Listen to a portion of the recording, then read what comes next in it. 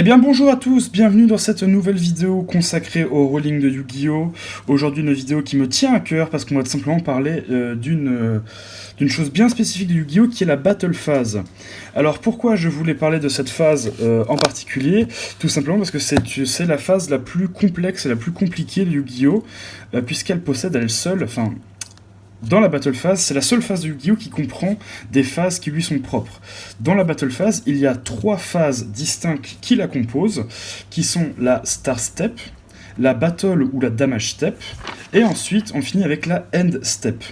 Ce sont tout simplement les phases que je vais vous présenter aujourd'hui, avec tout ce que ça implique par phase, tous les effets qui peuvent être activés, etc. Puisque c'est tout simplement la phase qui est la plus floue en termes de possibilités d'activation d'effets, etc.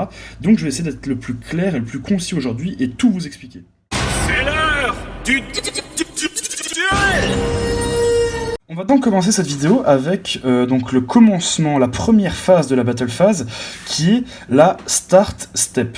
La Start Step, ça va tout simplement être, comme son nom l'indique, le début de la step, donc le début de la phase de combat. Simplement parce que vous savez que dans Yu-Gi-Oh! Il y a différentes phases de jeu. On commence avec la draw phase, puis la standby phase, puis la main phase 1, et ensuite la battle phase. Donc simplement la start step, ça va être la phase de la battle phase dans laquelle on va rentrer indirectement en annonçant la battle phase.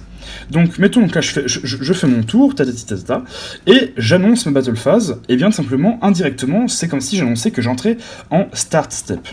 Et pourquoi est-ce que cette phase est importante? Parce qu'il y a des effets, comme par exemple donc, la carte que j'ai ici qui est Tachyon.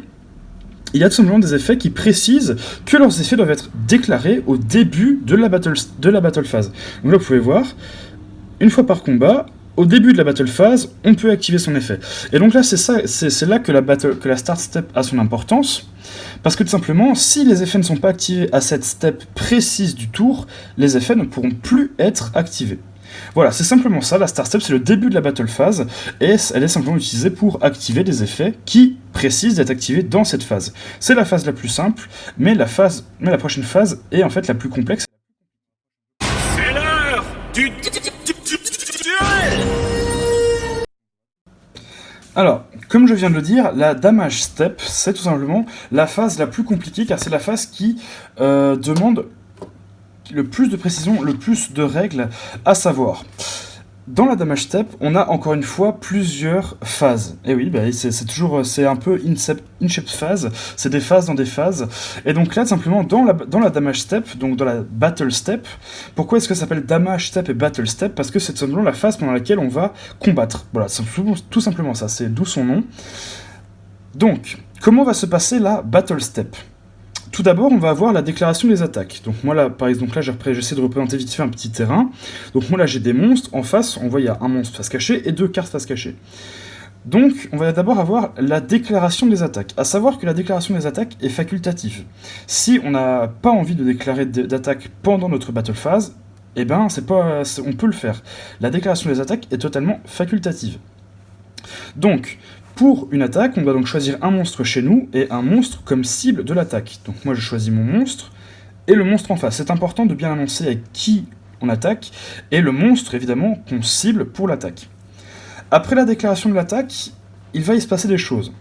Tout simplement parce qu'il y a certaines cartes qui demandent à être activées en réponse d'une attaque. C'est pour ça qu'en face, là j'ai posé Force de Miroir et j'ai posé Cylindre Magique. Tout simplement, lorsque je vais déclarer mon attaque, mon adversaire va avoir 2 choix. Soit il va activer une carte en réponse de l'attaque, soit il peut choisir simplement de ne rien faire. Si une carte ou un effet est activé en réponse de l'attaque, alors là, on va ouvrir, tout simplement, cette carte va ouvrir une chaîne. Des chaînes en réponse d'une attaque, il ne peut y en avoir qu'une seule. Une seule chaîne pour une réponse d'attaque. Suite à la résolution de cette chaîne, si le nombre de monstres en face sur le terrain de l'adversaire a changé, il peut y avoir un replay de l'attaque. Par exemple, si en face, il n'y avait pas eu Force de Miroir ou Cylindre Magique, mais par exemple hop là, je crois que je les ai mis à côté, un Appel de l'étranté, qu'il avait activé Appel de l'étranté pour ramener un monstre à la vie, et bien tout simplement, il y aurait pu avoir un replay de l'attaque.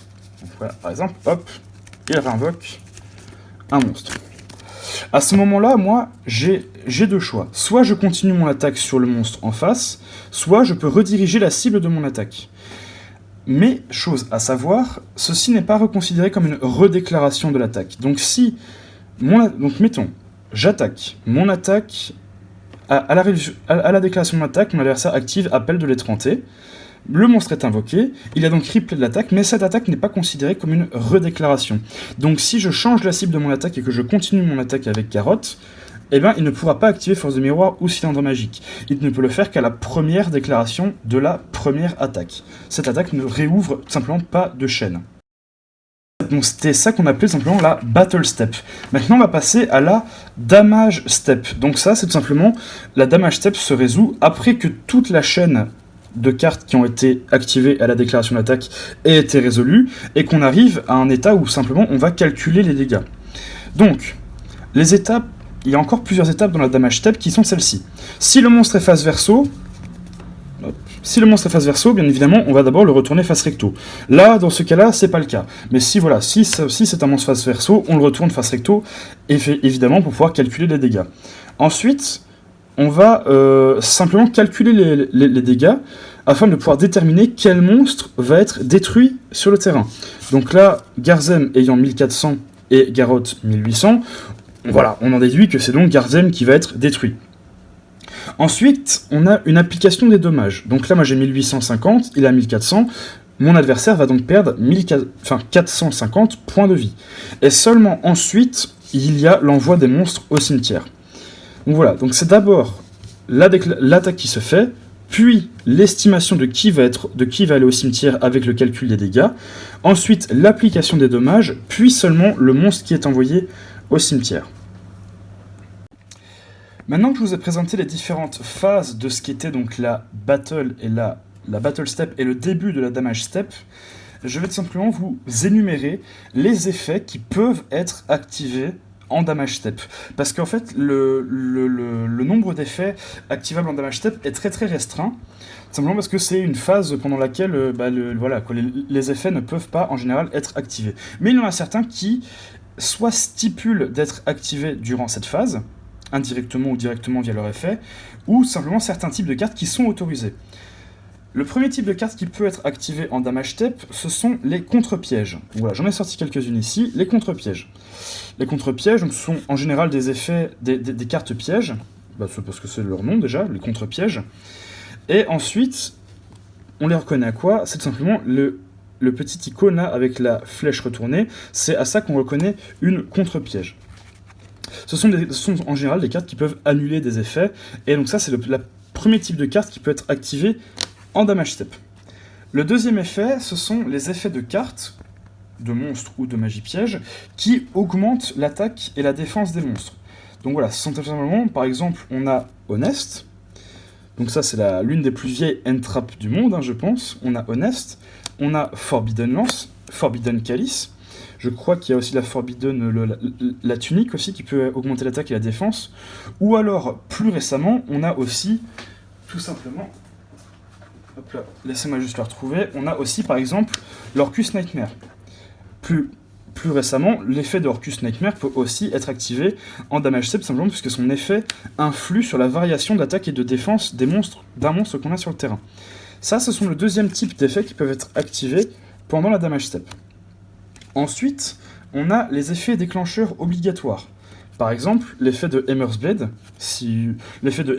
mais aussi l'effet, par exemple, je sais pas, de Tortue OVNI, de Mère Grizzly, des choses comme ça. Eux, ils disent que leur effet s'active quand ils sont détruits au combat et envoyés au cimetière. Donc, on a l'application de la Battle Step, puis de la Damage Step. Donc, forcément, leur effet s'active en Damage Step. Ensuite, il y a les effets flip. Bon, ça, j'avoue. Attends, est-ce que j'en ai sous la main? Je suis même pas sûr. Si, voilà, ici, tac. Rico, par exemple, le chasseur signe en lumière, lui, c'est un effet flip. Comme je vous l'ai dit précédemment, lors de la damage step, on commence par retourner le monstre face recto pour simplement calculer les dégâts. Donc, il est logique qu'un effet flip s'active pendant la damage step. Ça, c'est totalement logique. Et ensuite, il y a par exemple des effets comme celui de Lin Kuibo qui disent qu'ils s'activent simplement à la déclaration d'une attaque. Donc, forcément, ces effets-là vont se faire également en damage step. La question que souvent les gens se posent, c'est pourquoi est-ce que les end traps, donc par exemple le H Blossom ou des cartes comme ça, ne peuvent pas s'activer en damage step. Et bien simplement puisque les effets qui peuvent s'activer en damage step sont des effets qui doivent servir d'annulation à l'activation d'un effet. Donc par exemple, c'est pour ça que juste avant je vous ai parlé de Solemn Strike, il est bien dit sur la carte, quand un monstre va être invoqué ou qu'un monstre va activer son effet, on annule l'invocation ou l'activation de l'effet. C'est pour ça que les end traps ne peuvent pas être activées, tout simplement parce que les end traps ne disent pas qu'elles annulent l'activation de l'effet, mais disent qu'elles annulent l'effet en lui-même. C'est pour ça qu'elles ne peuvent pas être activées et que des cartes comme Solemn Strike ou autres peuvent être activées. C'est une distinction qu'il est très important d'avoir, et c'est simplement l'explication qui explique, super, pourquoi est-ce que les end traps ne peuvent pas être activés en damage step. C'est l'heure du duel. La dernière step de la battle phase, enfin, c'est la deuxième plus simple, on va dire. Il n'y a vraiment que la damage step qui est compliquée. C'est tout simplement une step qui s'appelle la end step ou la end battle phase. C'est par exemple la step pendant laquelle vous allez pouvoir activer l'effet de Heavenly Match, donc à force égale en français, ou des monstres bêtes gladiateurs, puisqu'ils disent qu'ils s'activent à la fin de la battle phase.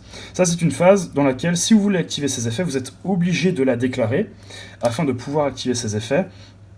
C'est tout simplement, voilà, si vous n'avez pas d'effet activé, vous n'êtes pas obligé de la déclarer, hein, c'est une phase facultative, mais indirectement, tout comme la start step, vous êtes obligé, entre guillemets, de passer dedans.